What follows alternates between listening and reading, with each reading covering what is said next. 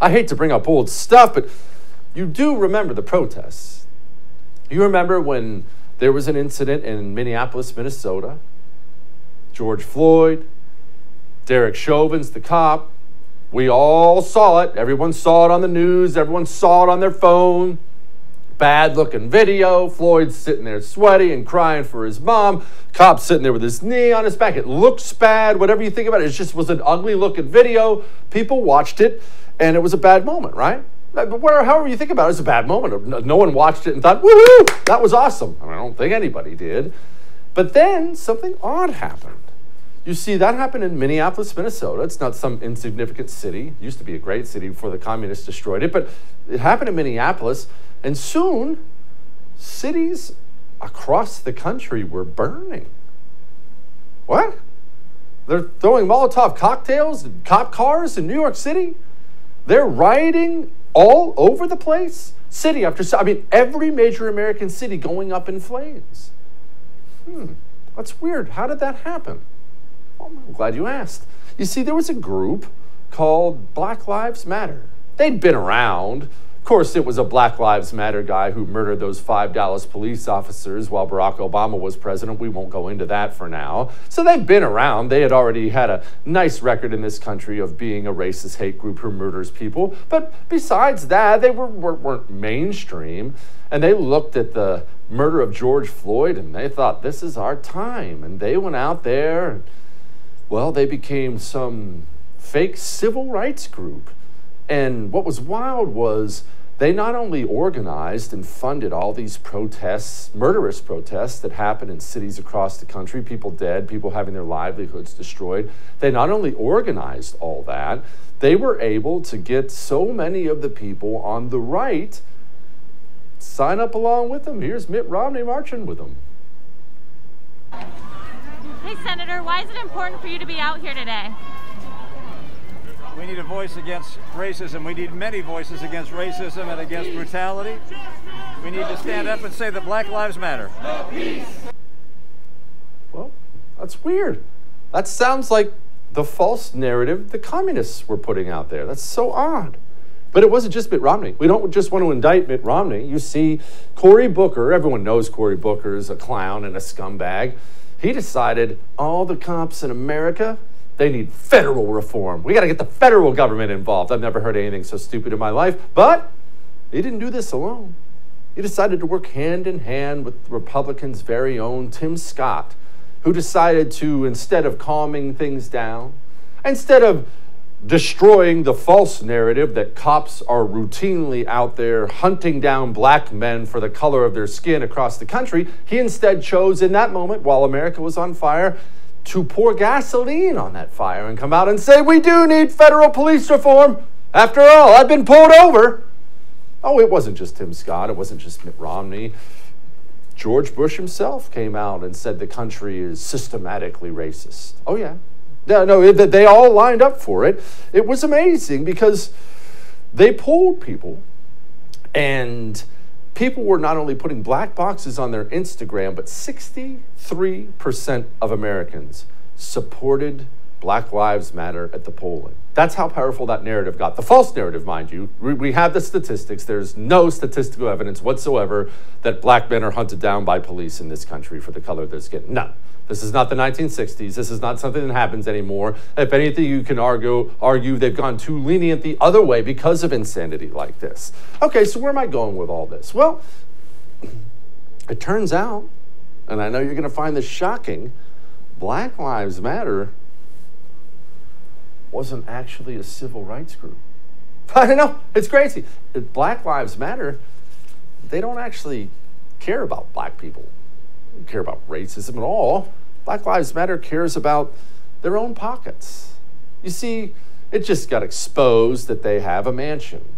Nice big fat mansion for themselves they bought with all those donations solicited from Mitt Romney, Tim Scott, George Bush, the NBA, NFL, Instagram, you name it.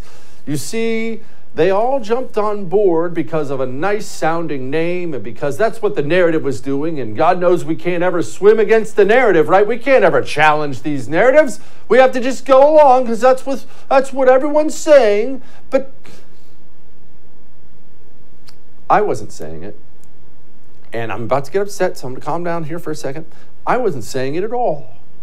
Why wasn't I saying it? Look, here was me from June. This is what I said. It's not that there's nothing to be outraged about in the beginning. They found something. I mean, there was something. We all saw it. There was something to be outraged about. All they have to be concerned about in the beginning is making sure enough people are mad.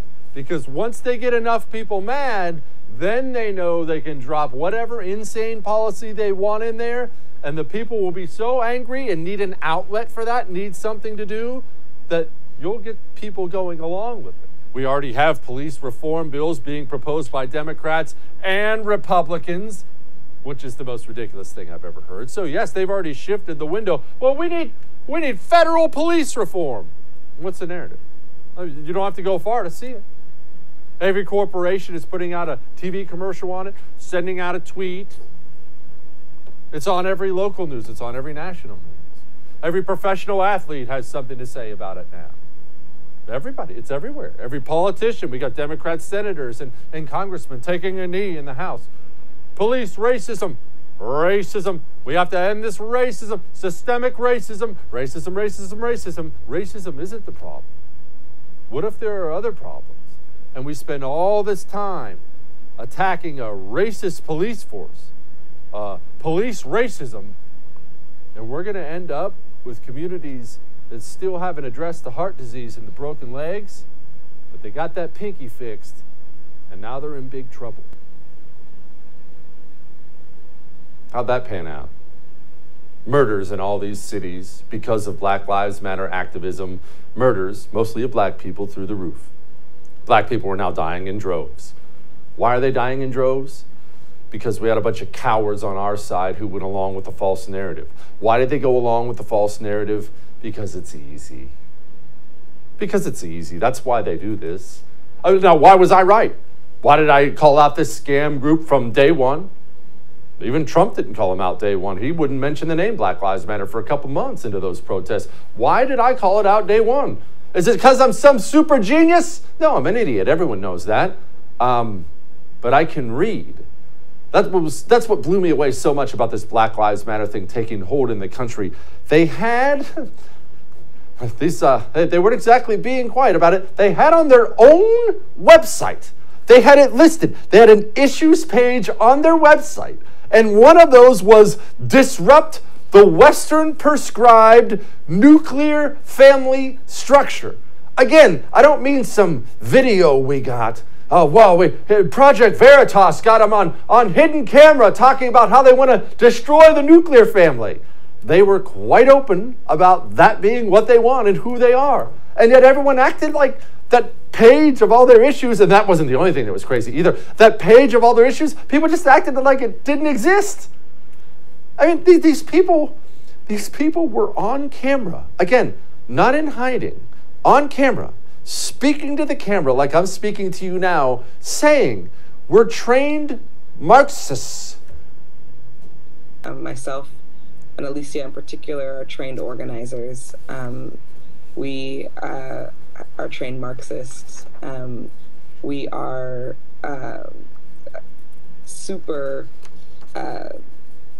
versed on sort of ideological theories. I'm a trained organizer. I was trained in Marxist theory. Solutions. I was at our publications table today, and I was speaking to this young person from Arizona who's trying to fight SB 1070. And he grabbed a book and he said, it's like Mao's Red Book. And I was like, man, that's what I was thinking. And it was just really cool to hear him make that connection. I wanted to fight the police.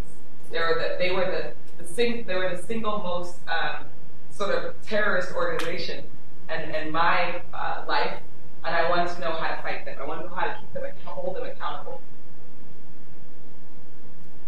They weren't hiding it. They were more than happy to say it. And yet so many people, out of cowardice, chose to ignore it. That's the only thing that was. Cowardice.